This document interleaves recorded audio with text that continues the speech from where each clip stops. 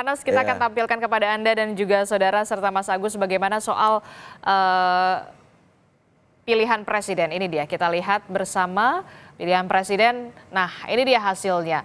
Ternyata kalau yang dulunya milih Pak Prabowo ini ternyata memilih Ahmad Lutfi dan juga Taci Yassin sesuai dengan video pada saat itu dukungan ajakan untuk memilih dari Ahmad Lutfi dan juga Taci Yassin. Kemudian pemilih Anies Baswedan dan Muhaimin ini bisa dikatakan beda tipis lah ya, tipis-tipis sekali. Apa yang bisa Anda baca dari sini? Ya, jelas kita lihat memang kalau tadi kaitannya dengan endorsement ini dan tadi ya kalau Mas Agus bilang kok kayaknya dejavu begitu dengan Pilpres kemarin begitu. Nah, ini lagi-lagi kita lihat bahwa memang kandang banteng begitu di Jawa Tengah ini kembali diusik di Pilkada Jateng untuk kali ini. Dan kita lihat dari sebaran pemilih Pilpres pun ini pemilih yang dulunya memilih Ganjar Mahfud ini juga tidak sepenuhnya mengalirkan dukungan kepada Andika Hendi. Tapi juga ada yang sebagian itu sekitar tadi 30-an% itu melabuhkan pilihannya ke Ahmad Lutfi. Nah, ini kita bisa jelaskan bahwa pilihan ini tidak semata bahwa ketika di Pilpres kemarin ini memang pemilih loyal untuk Ganjar maupun Mahfud maupun PDIP yang mengusungnya. Tapi lebih ke soal figur Jokowi tadi. Dan saja untuk di Prabowo memang sebaran 53,6% yang dulunya memilih Prabowo dan sekarang memilih Ahmad Lutfi dan Taci Yassin ini jelas menjadi konfirmasi atas ya tadi adanya dukungan atau ajakan memilih dari Presiden Prabowo di dalam konten video dan itu menjadi semacam bisa dikatakan ya endorsement ya juga bisa dikatakan sebagai instruksi begitu untuk tetap memilih pasangan Ahmad Lutfi dan juga Taci Yassin. Ya. Selanjutnya kita akan melihat bagaimana soal pemengaruh terhadap pilihan para warga Jawa Tengah. Kita akan lihat, tampilkan. Oke, ini dia. Kita lihat. Nah, ternyata Joko Widodo 56,3% berpengaruh kepada Ahmad Lutfi dan juga pemilih Ahmad Lutfi dan juga Taci Yassin 56,3%. Sementara untuk Bu Mega ini masih memilih untuk pasangan Andika Perkasa dan juga Hendrar Prihardi. Kemudian yang cukup mengejutkan adalah nama Bambang Wuryanto atau Bambang Pacul. Nah, ini apa yang bisa Anda baca dan juga jelaskan kepada kami soal ini? Mungkin jawaban ya pertanyaannya terakhir tadi ya munculnya nama Bambang Wuryanto atau Bambang Pacul ini. Jelas dalam beberapa survei terakhir nama Bambang Pacul ini kami sudah melihatnya atau melakukan menakar begitu bahwa sosok atau figur dari Bambang Pacul sebagai kader PDIP yang memiliki pengaruh yang cukup besar terutama di kalangan pemilih muda. Jadi dari Gen Z sampai milenial muda. Dan nanti kita bisa lihat. Dan ini memang memberikan pengaruh atau sumbangan sebagai representasi PDIP dan juga memastikan soliditas para pemilih PDIP di ceruk muda tadi untuk tetap memilih Andika Hendi. Nah, saya tanya dulu nih ke Mas Agus. Mas Agus, seberpengaruhkah kemudian sosok dari Bambang Pacul ini untuk bisa di Pilkada Jawa Tengah untuk preferensi pilihan dari warga Jawa Tengah? Mas Agus. Ya, Adesti, saya kira pengaruhnya cukup lumayan ya. Artinya sebelum pasangan calon ditentukan, Mas Bambang Pacul itu di beberapa lembaga survei kan juga muncul gitu, dan itu cukup lumayan tinggi kayak gitu.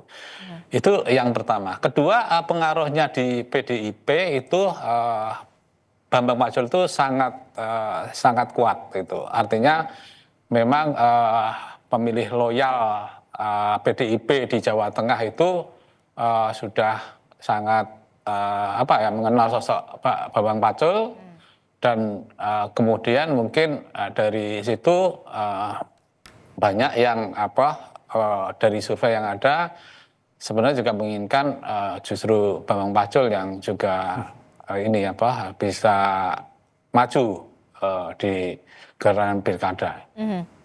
Oke, cukup menarik juga soal Bambang Pacul ini yang ternyata juga punya pengaruh besar begitu ya untuk preferensi pilihan dari warga Jawa Tengah. Kita akan tampilkan lagi selanjutnya, masih ada selanjutnya grafisnya. Oke, untuk partai politik, preferensi dari partai politik, pilihan partai politik kita akan tampilkan kepada Mas Agus dan juga Mas Yohanes. Ini dia preferensi politik ini untuk pilihan partai politik 2024. Ternyata kalau kita lihat PDI Perjuangan masih 52,6%, kemudian pemilih PKB juga tinggi untuk memilih Ahmad Lutfi Tachiasin, kemudian juga Partai Amanat Nasional juga cukup tinggi untuk bisa memilih Ahmad Lutfi dan juga Tachiasin Maimun.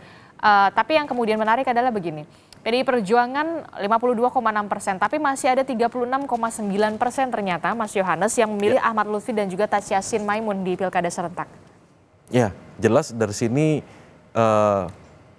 ini adalah jawaban atas tadi ya, baik tesis-tesis yang tadi sudah diajukan di awal, bagaimana pengaruh dari Jokowi yang di menit-menit akhir begitu turun bersama paslon 02 Ahmad Lutfi dan Tachiasin untuk keliling belusukan, turun ke lapangan. Ini yang menempel di para benak terutama pemilih PDIP sebagai sosok yang akhirnya bisa membawa pengaruh untuk sumbangan suara ke Ahmad Lutfi dan Tachiasin. Ada 30-an% dan hanya menyisakan 50-an% pemilih loyal untuk PDIP. Jelas ini merupakan suatu tadi yang saya bilang kandang banteng terusik di sini. Lalu tadi dejavu yang terjadi di Pilpres tampaknya terulang di sini.